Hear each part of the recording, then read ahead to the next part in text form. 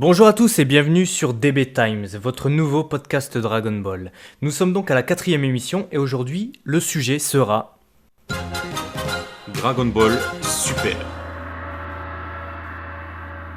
ou Dragon Ball Super. Une petite précision avant de commencer, ce podcast sera radicalement différent des précédents, puisque nous l'aborderons comme un échange et non pas comme un podcast informatif, contrairement aux précédents. D'où la durée qui risque d'être plus importante que ce à quoi vous avez le droit d'habitude. Donc en gros, ce que tu es en train de dire, c'est qu'on leur en donne plus pour le même prix. Mais voilà, mais comme c'est pas informatif, ça sert à rien.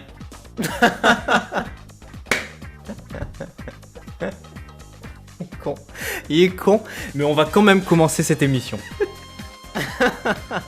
Cassos.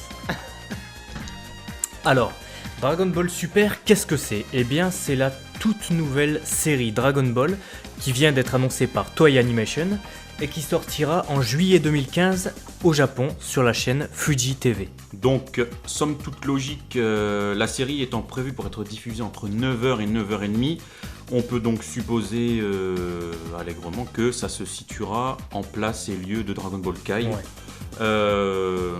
Voilà. Quant à sa durée, pour l'instant, on nous annoncerait, je dis bien on nous annoncerait, une centaine d'épisodes. Ouais, au conditionnel, ouais. Au conditionnel, sachant que si c'est ça, ça veut dire qu'on est parti pour au moins 2 ans, puisque à hauteur de 1 par semaine, on en est à 52 semaines par an, 104.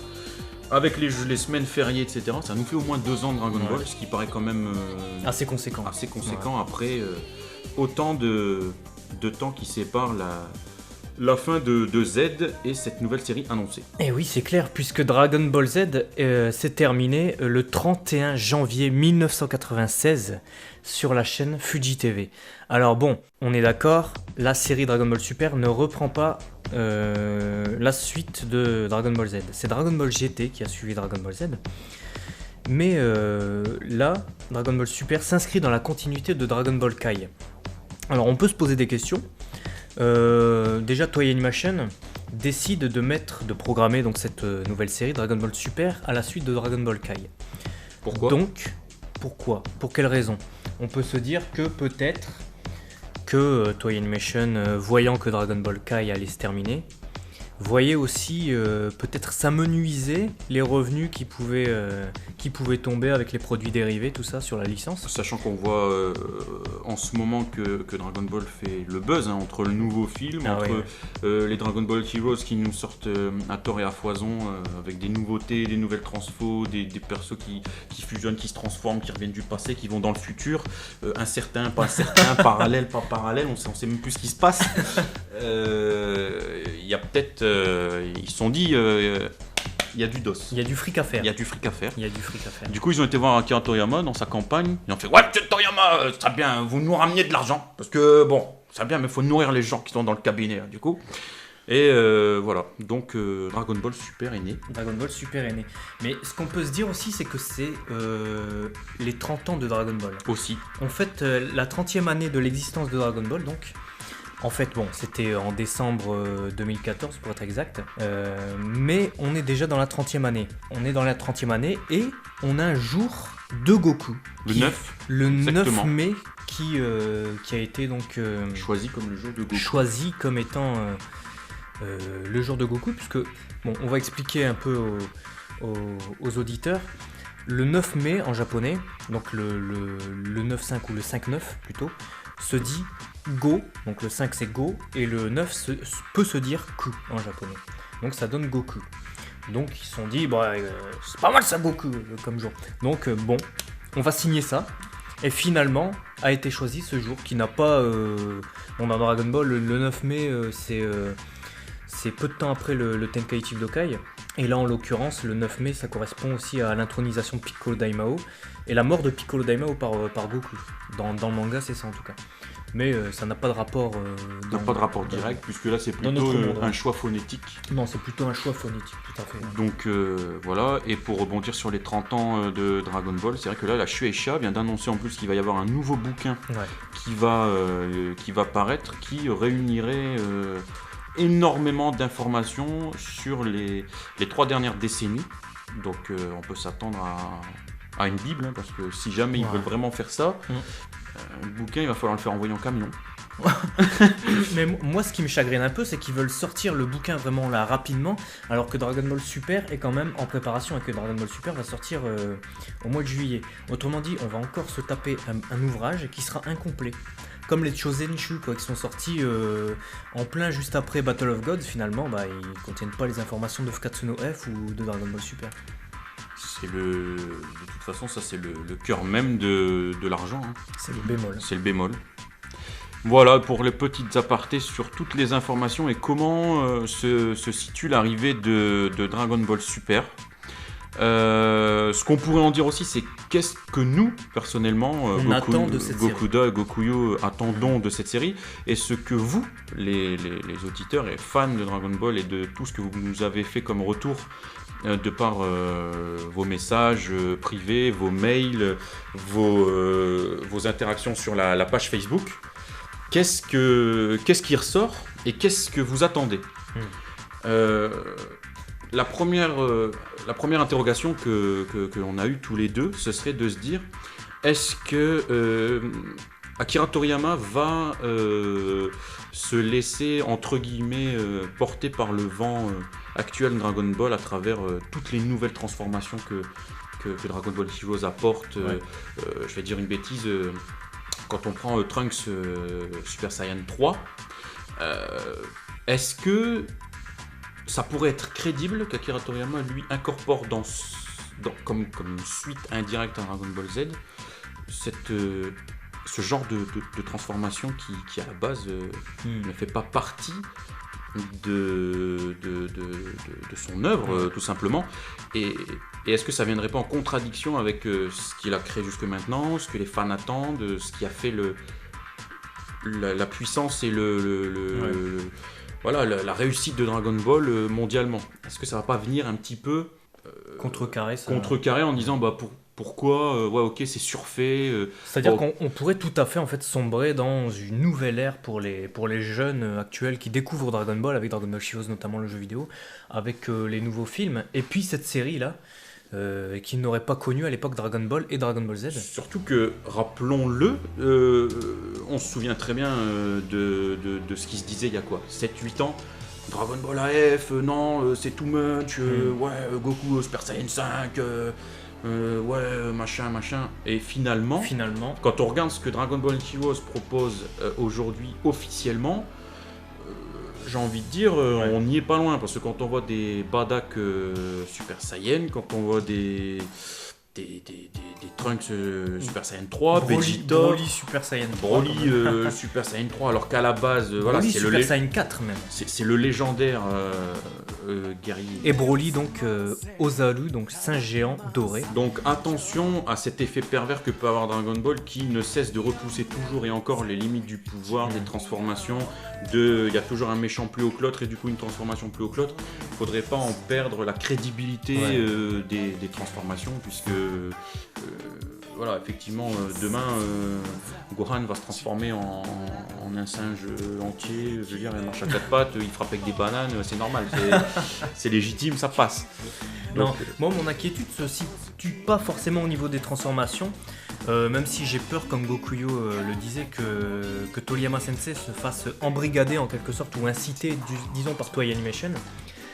Puisque c'est Toriyama qui sera aux commandes du scénario pour cette nouvelle série, chose qui n'a jamais existé sur les séries télé, hein. Qu'on se le dise, Toriyama Sensei c'est un mangaka, c'est l'auteur du manga, il n'a jamais scénarisé l'animé, il l'a fait seulement sur le dernier film Fukatsu no F, et il était en co-scénarisation sur Battle of Gods.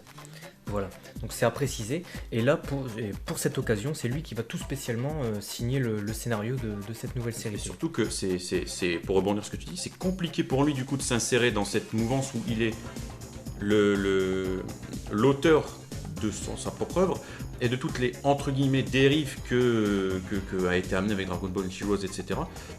Il ne peut pas décrédibiliser ce que DB Heroes et tout ce que commercialement parlant on a le droit aujourd'hui en inventant des choses complètement différentes, en partant sur un autre chemin, puisque ça voudrait dire que tout ce qui était fait jusque maintenant, ça n'a aucun sens. Ouais.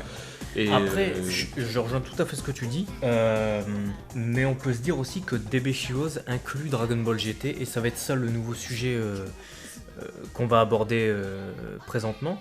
C'est que on ne sait pour l'instant pas, à l'heure où on enregistre cette émission, à quelle période exactement va se passer les faits de Dragon Ball Super. Autrement dit, est-ce que ça va prendre la place de Dragon Ball GT, qui était la suite et qui est la suite de toute manière officielle de Toei Animation, le studio d'animation, ou bien est-ce que ça va s'insérer justement pile entre Dragon Ball Z, donc Dragon Ball Kai maintenant, et Dragon Ball GT. Ou bien est-ce que ça va s'insérer même, comme les films actuels Battle of Gods et Fukatsu no F, avant le 28e Tenkaichi Budokai et après la mort de Majin Buu, donc en plein encore pendant la période de Dragon Ball Z, Dragon Ball Kai. Ça, c'est le raisonnement entre guillemets simple qu'on peut avoir. La complexité de la chose, c'est se dire, ok, admettons ça se situe après Z. Paraît-il qu'on annonce un ennemi plus puissant que Majin Buu et que même que Frieza. Donc Ce Golden qui veut dire, Frieza. voilà, Golden Frieza. Ce qui veut donc dire qu'on en vient à placer le God et le Super Saiyan God, Super Saiyan. De toute manière, Ce le qui veut dire Super que Saiyan à God, quoi il sert le Super Saiyan 4 on est d'accord. De toute manière, avec le dernier film Fukatsu no F, ça n'avait pas été fait avec le précédent film ou même avec la continuité qu'avait donné Toriyama Sensei, mais réellement, avec le dernier film Dragon Ball Z Fukatsu no F, la résurrection de F, Toriyama Sensei empiète sur la suite officielle qu'avait fait Toei Animation. On peut se dire, bon ok, c'est des univers parallèles, c'est une suite parallèle, c'est une adaptation. Voilà. Toriyama Sensei propose sa version et il y avait l'adaptation de Toei Animation. C'est deux choses différentes. Je pense que GT va malheureusement et heureusement, tout dépendra du regard des fans et de vous auditeurs, mais je pense que si on part sur ce chemin-là, dans la continuité des films, puisque de toute façon, comme on l'avait dit lors du dernier podcast, l'un des sujets qui serait génial d'aborder, ça serait les dieux de la destruction, les Makaioshin, enfin tout ce qui tourne autour de Bilus et Whis, et donc du Super Saiyan God. Forcément, ça va mettre GT comme une œuvre parallèle et une ellipse à Dragon Ball, voilà, une suite Possible. Une suite possible mais parallèle. Voilà, c'est deux axes. Voilà, il y a la fin de Z et ça part en deux chemins. Parce que et pour être sincère, ça va pas pour m'arranger personnellement parce que déjà que j'étais suffisamment décrédibilisé et critiqué par bon nombre de personnes. Surtout en Occident. Parce que ouais, j'étais ceci, ouais non, la musique c'est nul, ouais les dessins ils sont nuls, ouais c'est n'importe quoi. Ça on en lit à tort et à foison. Que l'on respecte, après chacun a le droit d'aimer ou de ne pas aimer. Chacun ses goûts de toute manière, mais après ce qu'il faut dire c'est que... Mais ça va pas aider quoi. Non, ça va pas aider, d'autant plus que dans l'argumentaire des haters de GT, l'un des arguments principaux c'est quand même que c'est pas Toriyama Sensei qui a réalisé Dragon Ball GT, c'est-à-dire Dragon Ball GT n'est pas tiré du manga comme Dragon Ball et Dragon Ball Z sont adaptés du manga Dragon Ball. Dragon Ball GT est une création à part entière du studio Toei Animation pour laquelle Akira Toriyama a quand même travaillé puisqu'il a réalisé les premiers CT et les premières ébauches de la série avec notamment les caractère design des personnages, dont Vegeta avec la moustache, voilà. Mais comme ça n'est pas tiré du manga, c'est l'un des arguments principaux, ça n'est pas canon.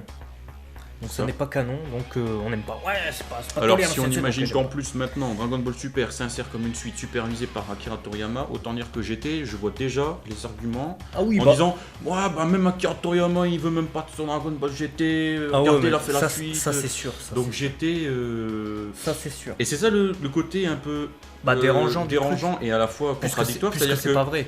Bah, Dragon Ball Heroes, elle arrête pas en ce moment, voilà, on a eu Dragon Ball Heroes n'arrête pas. la Jakuru Mission 1 et 2 basée sur GT.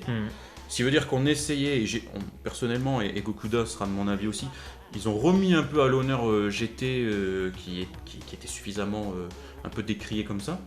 Et là, on va mettre quelque chose qui peut complètement l'effacer ou l'évincer comme étant quelque chose de... Voilà, on va dire, ok, bon, il y a des B, il y a des BZ, maintenant il y a des B Super, et il y a GT. Voilà, GT, si t'aimes bien, tu regardes, si t'aimes pas, c'est pas grave, ça t'apporte rien. Bah, de toute façon, c'est ça, Et j'ai peur que ça en devienne un filler, c'est-à-dire, entre guillemets, qu'on se dit, ouais, c'est un filler à l'œuvre. Ouais, bah, de toute manière, GT est considéré déjà par beaucoup comme un filler. Après, moi personnellement, ça me dérange pas trop. Ce qui est bien justement dans Dragon Ball Heroes, par rapport à ce que tu disais tout à l'heure, où Dragon Ball Heroes intègre beaucoup de transformations sorties de nulle part, un peu abusées, du genre Broly Super Saiyan 3, 4 et puis aux Ableux Dorés. Là où il y a de l'avantage, c'est que ça intègre pas mal de choses de Dragon Ball GT, dont des possibilités, je vais pas dire infinies puisque c'est quand même limité, mais ça intègre des transformations des personnages qu'on n'avait jamais vus de Dragon Ball GT dans des jeux vidéo, et ça c'est super. Et ça intègre aussi les nouveautés des derniers films, Fukatsu no F, Battle of Gods. On voit les Super Saiyan God côtoyer les Super Saiyan 4. Et après, on peut légitimement là se poser la question, quel sera le futur de Dragon Ball Heroes ?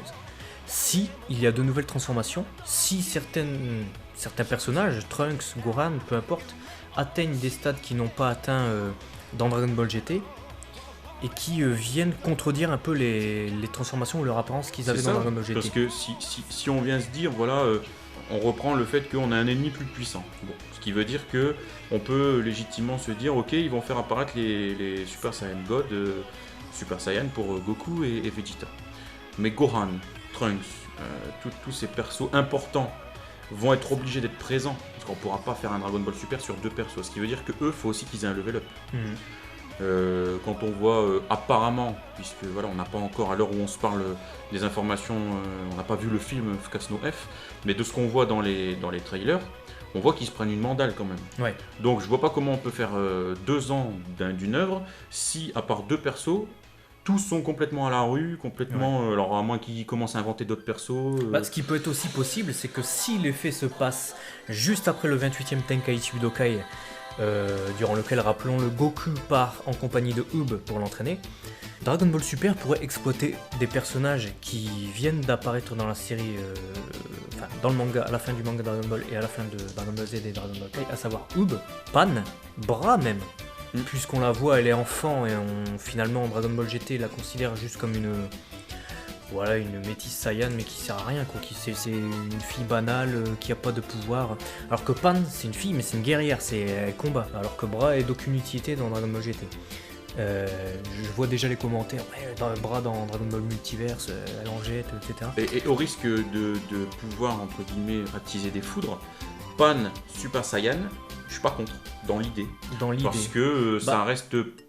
Ok, ça reste une fille. Ça serait une très très grosse nouveauté là. Ça serait une très grosse nouveauté. Parce que une Super Saiyan, une fille Saiyan se transformant en Super Saiyan, pour l'instant ça s'est pas encore vu. Mais est-ce que dans l'œuvre originale forcément impossible. Dans Dragon Ball Heroes ça existe. Parce que dans Dragon Ball Heroes, note qui est l'avatar Saiyan féminin peut se transformer en Super Saiyan. Et moi personnellement, déjà de toute façon Akira Toriyama n'a jamais rien dit contre le fait que, parce qu'on n'a jamais vu, tout a été recentré majoritairement sur les hommes de toute façon, parce qu'il n'y avait pas de femmes. Et l'œuvre s'est terminée sur l'apparition de filles avec un potentiel suffisamment important pour pouvoir l'être, mais ça s'est arrêté là. Et GT n'a pas développé ce côté femme guerrière entre guillemets. Ils l'ont développé avec Pan, mais peut-être pas suffisamment, puisque finalement il y a eu le voyage dans l'espace pour retrouver les ultimes Dragon Ball.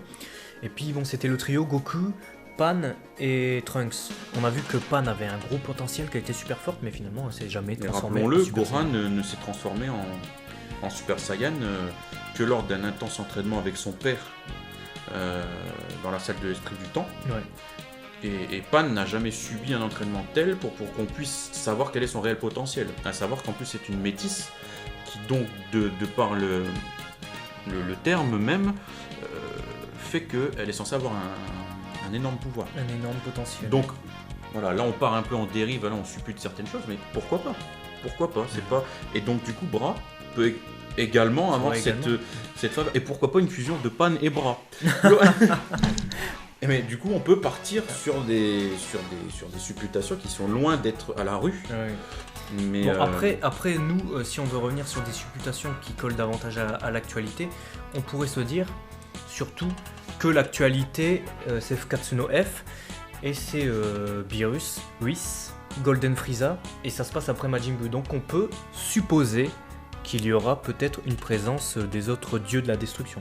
Ça serait top. Et ça vraiment serait excellent. C'est ce que j'attends. C'est l'un des rares domaines que Akira Toriyama a évoqué plusieurs fois, qu'il a mis en avant, mais qu'il n'a pas développé À l'heure actuelle. Voilà, on est resté énormément centré sur la Terre, sur Caillot, entre guillemets, ce qu'on entend Caillot du Nord, mais on n'est pas parti loin. On n'est pas parti sur les dieux de la destruction comme Beerus, etc. On n'en sait rien. C'est-à-dire que le premier film a annoncé un truc, une bombe, hein, il a lâché une bombe en disant ouais, mais il y en a 12. Et voilà. Et voilà. Et là, tu démerde-toi avec ça. Voilà, c'est ça. Ils ont fait quoi avec ça? Je veux dire, donne. Je veux voir, moi. Et quand on sait que Whis est censé être level up, c'est-à-dire il leur met tous un coup de tête. Ah ouais, mais Whis, déjà c'est le maître de Beerus, donc il le domine. Il domine Goku Super Saiyan God, il domine Vegeta Super Saiyan God. Donc Whis, c'est vraiment pour l'instant le perso le plus fort qui ait jamais existé dans Dragon Ball, dans l'œuvre originale, on va dire. Donc ça peut être vraiment, vraiment intéressant de développer cette partie-là, puisque en plus ça développerait vraiment quelque chose qui c'est pas inventé. On n'irait pas sur un chemin boueux où disons ouais, ok, on a encore été chercher un sujet pour dire deux. Là, c'est quelque chose qui est loin d'être faux, puisque de toute façon, même dans l'œuvre même originale, Akira Toriyama en parle. Il y a les Kaioshin, les Ma-Kaioshin, voilà, il y a une régulation des galaxies qui est faite dans le bien, dans le mal, par ces entités. Pourquoi effectivement ne pas développer ce côté beaucoup plus rare qu'on a eu droit majoritairement dans la saga Majin Buu? Et en plus, je pense que ça s'insérerait bien dans la continuité, parce que après Majin Buu, on a eu un peu vent des Kaioshin, on en a su un peu plus. Voilà, on va aller voir l'envers du décor et ça serait vraiment, je pense, tout s'expliquerait autour de ça. Mais bon, après, ça reste des supputations de notre part. Ça reste des supputations, et rappelons qu'à l'heure actuelle où nous parlons, aucune image n'a été dévoilée sur Dragon Ball Super. D'ailleurs, on a une anecdote assez rigolote à ce sujet, puisque Gokuyo avait réalisé une image, une featured, comme on appelle ça, c'est-à-dire une image à la une pour le site, histoire d'illustrer une news, un propos. Pour annoncer justement la sortie de Dragon Ball Super. Et cette image a été grandement reprise sur les réseaux sociaux. Et ça part d'une idée simple, c'est-à-dire qu'en fait j'étais tranquille chez moi. Attends, on va expliquer quand même que les gens ont pensé que c'était une image officielle. C'est-à-dire qu'elle a été grandement reprise, les gens se la sont même parfois appropriés en mettant leur logo et tout, genre ouais j'ai découvert une image et tout. On a dû se battre contre ça d'ailleurs. Bon après voilà, on en voit des vertes et des pas mûres on va dire. Et puis finalement il a fallu leur dire que non. Que les gars, l'image que vous avez piquée en fait vous l'avez piquée sur notre news, mais c'est juste une image qu'on a fait comme on fait tout le temps. On crée des images pour illustrer notre propos. Donc c'est pas une image officielle. Et en fait, ça s'explique simplement, hein, pour rappeler un petit peu, expliquer comment ça s'est fait. On apprend la news. Voilà, on me dit ouais, il y a Dragon Ball Super. Bon, je me dis ok, il faut faire une news là. Bah oui. Du coup, le problème c'est que la seule image possible de Dragon Ball Super, c'est l'annonce filmée au 8e rang ouais, il y a eu au ciné, en fait il y a eu voilà, il y a eu un événement cinéma où il y avait les seiyuu et puis il y avait le groupe Momohiro Clover Z et puis on voit sur l'écran écrit Dragon Ball Super annoncé, c'est tout. Avec un Shenlong dans le fond. Ombré avec un côté électrique et Dragon Ball Super repris avec des couleurs dorées. Je me dis bon c'est bien mais illustrer ma news avec ça l'image est dégueulasse. Ça fait un peu dégueulasse et ça dénote complètement avec ce que nous on essaye de faire en homogénéisation du site. Donc j'ai simplement repris en fait l'idée de base de Dragon Ball Super, à savoir prendre un Shenlong volontairement peu courant mais un Shenlong que j'ai ombré de la même manière avec effet électrique, enfin la même police, j'ai juste fait ça. Et tout le monde s'est empressé de dire ouais, première image Dragon Ball Super, oh là là, qu'est-ce qui va se passer Non, en fait non. N'importe quoi. Et d'ailleurs on peut vous montrer le Shenlong, voilà c'est celui-ci. D'ailleurs à la base il est dégueulasse. Hein. Ouais. Dégueulasse. On peut même montrer une capture d'écran du Photoshop qui voilà, vous voyez, qui prouve que bon ça a été fait maison quoi. Je veux dire, on peut pas voir ça si c'est donc loin de nous l'idée de s'approprier des choses qui ne sont pas de nous. Mais voilà, c'était pour l'anecdote et ça nous a rappelé grandement et petit clin d'œil à un de nos amis Genki, qui se reconnaîtra s'il écoute ce podcast, qui à l'époque de Dragon Ball Z3, je crois. Ouais, c'est ça, avait créé un Golden Nozzle. Ouais. En faisant semblant, en disant ouais, admettons, il sort, ça donnerait ça. Ouais, il aurait cette taille-là, mais pas du tout en voulant faire croire que, exactement comme le cas de figure présent. Et ça a buzzé. Et finalement, ça fait le tour du monde. Tout le monde a cru que c'était une image officielle du jeu vidéo, etc. Bref, voilà, parfois on est étonné de ce qui se produit. Donc voilà, si vous voyez cette image encore une fois sur internet, ce n'est pas une image officielle, merci de ne pas vous l'approprier. Citez Dragon Ball Ultimate, c'est la moindre des choses puisque c'est nous qui avons créé l'image. Et surtout, continuez à partager le contenu entre vous, mais en vous respectant pas, en vous volant les uns les autres. Autre point, pour du coup revenir aussi sur les différentes interrogations qu'on peut avoir, c'est graphiquement à quoi s'attendre. Ouais, à quoi va ressembler exactement et à quoi on peut s'attendre, et au niveau de l'animation, comme tu me l'avais suggéré quand on en a parlé tous les deux. Ouais. Tu m'avais dit, j'espère que Toei Animation vont mettre le paquet sur l'animation. Pour tout dire, on a parlé du scénario là avec vous. On s'est dit, voilà ce qui est possible, espérons que ça va pas empiéter sur ce qui a été fait par le passé, etc. Mais ma grosse inquiétude à l'heure actuelle, c'est le fait que c'est Toei Animation, l'un des plus mauvais studios d'animation actuels, qui se charge de faire cette suite. Alors évidemment, c'est eux qui détiennent les droits, c'est eux qui ont réalisé Dragon Ball, Dragon Ball Z, Dragon Ball GT, Dragon Ball Kai. Donc c'est un peu logique qu'ils fassent Dragon Ball Super. Alors vous dites, pourquoi il dit ça ? Pourquoi il est inquiet ? Parce qu'il suffit de regarder les derniers épisodes de One Piece. Donc vous pouvez voir un extrait là, on va leur en montrer un directement dans la vidéo, quelques secondes. Franchement, regardez, l'animation est simpliste, les plans sont répétés de très longues secondes, c'est limite des plans arrêtés qui se répètent. L'animation de Toei Animation, en ce moment, c'est ça. Comparé avec d'autres studios, regardez la série Hunter x Hunter, regardez Fullmetal Alchemist Brotherhood. Je veux dire, c'est une autre qualité d'animation, c'est pas du tout comme ce que fait Toei Animation à l'heure actuelle. Sauf s'ils ont l'argent. Sauf s'ils ont le budget sur les films. Et voilà, les films de Toei Animation sont à la hauteur, on peut le voir avec One Piece, le film Z, avec Katsuno F, qui a l'air très prometteur, en tout cas quand on voit le trailer ou l'animation a l'air de moi, dégommer. Perso, s'ils prennent les recettes du film, prennent les recettes du film pour les intégrer dans la réalisation de début sûr, ça m'arrangerait. Je pense pas. Je pense pas, et donc moi je suis vraiment très inquiet pour la qualité de l'animation. On peut voir aussi la nouvelle série Senseiya qui vient de sortir, qui s'appelle Senseiya Soul of Gold, qui est une suite directe, exactement comme Dragon Ball Super va l'être, de la saga Hades, donc de la fin du manga Senseiya, et qui est d'une qualité graphique douteuse. Alors on peut regarder le premier épisode et se dire oh bah c'est pas mal, c'est la réaction que j'ai eue, mais finalement on voit dès le deuxième épisode les défauts surgir, pas mal de plans fixes comme d'habitude. On peut voir aussi des personnages dont le visage disparaissent lorsqu'ils sont trop éloignés du premier plan, et tout plein de... c'est un ensemble de petits détails qui font une qualité totale de toute façon, donc à voir. Je pense que là, voilà, c'est une crainte, mais... C'est une crainte. Pour l'instant, c'est ma grosse crainte.